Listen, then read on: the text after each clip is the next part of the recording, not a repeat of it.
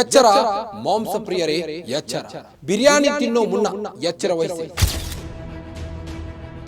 ಇಲ್ಲೊಬ್ಬ ನೀಚ ದಂಪತಿ ಜನರಿಗೆ ಚಿಕನ್ ಬಿರಿಯಾನಿ ಬದಲಿಗೆ ಕಾಗೆ ಬಿರಿಯಾನಿ ತಿನ್ನಿಸಿ ವಿಕೃತಿ ಮೆರೆದಿದ್ದಾರೆ. Guarantee guarantee guarantee. ಇದು ಗ್ಯಾರಂಟಿ ನ್ಯೂಸ್. ಸುದ್ದಿ ಖಚಿತ, ನ್ಯಾಯ ನಿಶ್ಚಿತ. ನಾನು ನಿಮ್ಮ ಕಾರ್ತಿಕ್. ಚಿಕನ್ ಬಿರಿಯಾನಿ ಅಂದರೆ ಯಾರಿಗೆ ಇಷ್ಟ ಇಲ್ಲ ಹೇಳಿ? ಚಿಕ್ಕವರಿಂದ ಹಿಡಿದು ದೊಡ್ಡವರವರೆಗೂ ಬಾಯಿ ಚಪ್ಪರಿಸ್ಕೊಂಡು ತಿಂತಾರೆ. ನಾನ್ ವೆಜ್ ಸೇವನೆ ಮಾಡಿದವರು ಸಹ ವೆಜ್ ಬಿರಿಯಾನಿ ತಿನ್ನುತ್ತಾರೆ. ಅದೊಂದು ಎಮೋಷನ್ ಆಗಿ ಜನರ ಜೊತೆ ಕನೆಕ್ಟ್ ಆಗಿದೆ. ನಾನ್ ವೆಜ್ ಪ್ರಿಯರ ಅಚ್ಚುಮೆಚ್ಚಿನ ಆಹಾರದಲ್ಲಿ ಮೊದಲ ಸಾಲಿಗೆ ಬಂದು ನಿಲ್ಲುವ ಭೋಜ್ಯ ಅದು. ಅಂತಹದರಲ್ಲಿ ಇಲ್ಲೊಬ್ಬ ನೀಚ ದಂಪತಿ ಜನರಿಗೆ ಚಿಕನ್ ಬಿರಿಯಾನಿ ಬದಲಿಗೆ ಕಾಗೆ ಬಿರಿಯಾನಿ ತಿನ್ನಿಸಿ ವಿಕೃತಿ ಮೆರೆದಿದ್ದಾರೆ. ಗ್ರಾಹಕರೇ, ಇನ್ಮುಂದೆ ಬಿರಿಯಾನಿ ತಿನ್ನುವ ಮುನ್ನ ಎಚ್ಚರ. ಕಾಗೆ ಮಾಂಸದ ಬಿರಿಯಾನಿ ಮಾಡಿ ತಿನ್ನಿಸುತ್ತಿದ್ದ ದಂಪತಿ. ಅರಣ್ಯ ಇಲಾಖೆ ಅಧಿಕಾರಿಗಳ ಕೈಯಲ್ಲಿ ಸಿಕ್ಕಿಬಿದ್ದ ದಂಪತಿ. ಚಿಕನ್ ಬಿರಿಯಾನಿ ಬದಲು ನಿಮ್ಮ ಟೇಬಲ್ಗೆ ಬರುತ್ತೆ ಕಾಕಾ ಬಿರಿಯಾನಿ. ಬಿರಿಯಾನಿ ಎಂಬುದು ನಾನ್ ವೆಜ್ ಪ್ರಿಯರ ಅಚ್ಚುಮೆಚ್ಚಿನ ಆಹಾರದಲ್ಲಿ ಮೊದಲ ಸಾಲಿಗೆ ಬಂದು ನಿಲ್ಲುವ ಭೋಜ್ಯವಾಗಿದೆ. ಬಿರಿಯಾನಿ ಎಂಬುದು ಕೇವಲ ಒಂದು ಆಹಾರವಾಗಿ ಜನಮಾನಸದಲ್ಲಿ ಉಳಿದಿಲ್ಲ, ಅದೊಂದು ಎಮೋಷನ್ ಆಗಿ ಜನರ ಜೊತೆ ಕನೆಕ್ಟ್ ಆಗಿದೆ.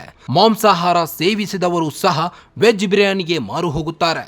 ಅಂತಹ ಬಿರಿಯಾನಿಯನ್ನು ಕಲುಷಿತಗೊಳಿಸುವ ನೀಚ ಜನರು ಕೂಡ ನಮ್ಮ ನಡುವೆ ಇದ್ದಾರೆ. ತಮಿಳುನಾಡಿನ ತಿರುವಲ್ಲೂರಿನಲ್ಲಿ ದಂಪತಿಗಳಿಗೆ ಅರಣ್ಯ ಇಲಾಖೆಯ ಅಧಿಕಾರಿಗಳು ವಾರ್ನಿಂಗ್ ಕೊಡುವುದರ ಜೊತೆಗೆ ದಂಡವನ್ನು ಕೂಡ ಹಾಕಿದ್ದಾರೆ. ಕಾರಣ, ಈ ದಂಪತಿ ಜನರಿಗೆ ಚಿಕನ್ ಬಿರಿಯಾನಿ ಹೆಸರಿನಲ್ಲಿ ಕಾಗೆ ಬಿರಿಯಾನಿ ಮಾಡಿ ಉಣಬಡಿಸುತ್ತಿದ್ರು ಎಂದು ತಿಳಿದು ಬಂದಿದೆ. ರಮೇಶ್ ಹಾಗೂ ಬಚ್ಚಮ್ಮ ಎಂಬ ದಂಪತಿ ತೊರೈಪಕ್ಕಂ ಗ್ರಾಮದಲ್ಲಿ ಕಾಗೆಗಳನ್ನು ಕೊಲ್ಲುವ ನೀಚ ಕೆಲಸದಲ್ಲಿ ತೊಡಗಿದ್ದರು ಎಂಬುದು ತಿಳಿದು ಬಂದಿದೆ. ಕೂಡಲೇ ಅವರ ಮನೆಯ ಮೇಲೆ ದಾಳಿ ಮಾಡಿದ ಅಧಿಕಾರಿಗಳಿಗೆ ಸುಮಾರು 19 ಮೃತಪಟ್ಟ ಕಾಗೆಗಳು ಇರುವುದು ಕಂಡುಬಂದಿದೆ. ವಿಚಾರಿಸಿ ನೋಡಿದಾಗ ಇವರು ರೋಡ್ ಸೈಡ್ನಲ್ಲಿ ಹೋಗುತ್ತಿದ್ದ ಪ್ರಯಾಣಿಕರಿಗೆ ಬಿರಿಯಾನಿ ಹೆಸರಿನಲ್ಲಿ ಕಾಗೆ ಬಿರಿಯಾನಿಯನ್ನ ನೀಡುತ್ತಿದ್ದರು ಎಂಬುದು ತಿಳಿದು ಬಂದಿದೆ.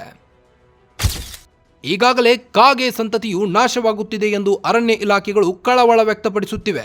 ಇಂತಹ ಸಮಯದಲ್ಲಿ ಕಾಗೆಗಳನ್ನು ಕೊಲ್ಲುವ ಇಂತಹ ಪದ್ಧತಿಗಳನ್ನು ಜನರು ತಮ್ಮದಾಗಿಸಿಕೊಳ್ಳುತ್ತಿರುವುದರಿಂದ ಈ ಸಂತತಿ ಇನ್ನಷ್ಟು ಕ್ಷೀಣಿಸುವ ಸಾಧ್ಯತೆ ಇದೆ ಎಂದು ಆತಂಕ ವ್ಯಕ್ತಪಡಿಸಿದ್ದಾರೆ.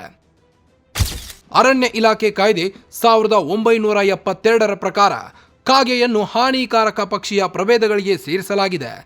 ಸದ್ಯ ರಮೇಶ್ ಮತ್ತು ಬಚ್ಚಮ್ಮರನ್ನ ಅರಣ್ಯ ಇಲಾಖೆ ಅಧಿಕಾರಿಗಳು ಬಂಧಿಸಿಲ್ಲ. ಬದಲಿಗೆ 5,000 ರೂಪಾಯಿ ದಂಡ ಹಾಕಿ ಈ ವಿಷಯವನ್ನು ಕಾನೂನಾತ್ಮಕವಾಗಿ ಬಗೆಹರಿಸಿಕೊಳ್ಳಬೇಕು ಎಂದು ಸೂಚಿಸಲಾಗಿದೆ. ಬಚ್ಚಮ್ಮ ಹಾಗೂ ರಮೇಶ್ ಅವರನ್ನು ವಿಚಾರ ಮಾಡಿದಾಗ ಈ ಜೋಡಿ ಕಾಗೆಗಳನ್ನು ಕೊಂದು ಅವುಗಳನ್ನು ಹೆದ್ದಾರಿಯ ಸುತ್ತಮುತ್ತಲಿನ ಹೋಟೆಲ್ಗಳಿಗೆ ಕೂಡ ಪೂರೈಕೆ ಮಾಡುತ್ತಿದ್ದರು ಎಂಬ ಅನುಮಾನವಿದೆ ಎಂದು ಅರಣ್ಯ ಇಲಾಖೆ ಅಧಿಕಾರಿಗಳು ಹೇಳಿದ್ದಾರೆ. ನೋಡಿದ್ರಲ್ಲ ವೀಕ್ಷಕರೇ, ಇನ್ಮುಂದೆ ಹೋಟೆಲ್ಗೆ ಹೋಗಿ ಬಿರಿಯಾನಿ ತಿನ್ನೋ ಮುನ್ನ ಎಚ್ಚರ ವಹಿಸಿ. ಇಲ್ಲವಾದಲ್ಲಿ ಇಲ್ಲಿ ಆದ ಪರಿಸ್ಥಿತಿ ನಿಮಗೂ ಎದುರಾಗಬಹುದು. ಎಚ್ಚರ ಮಾಂಸ ಪ್ರಿಯರೇ ಎಚ್ಚರ. ಮತ್ತಷ್ಟು ಸುದ್ದಿಗಳಿಗಾಗಿ ನೋಡ್ತಾ ಇರಿ ಗ್ಯಾರಂಟಿ ನ್ಯೂಸ್. ಸುದ್ದಿ ಖಚಿತ, ನ್ಯಾಯ ನಿಶ್ಚಿತ. ಗ್ಯಾರಂಟಿ ನ್ಯೂಸ್, ಸುದ್ದಿ ಖಚಿತ, ನ್ಯಾಯ ನಿಶ್ಚಿತ.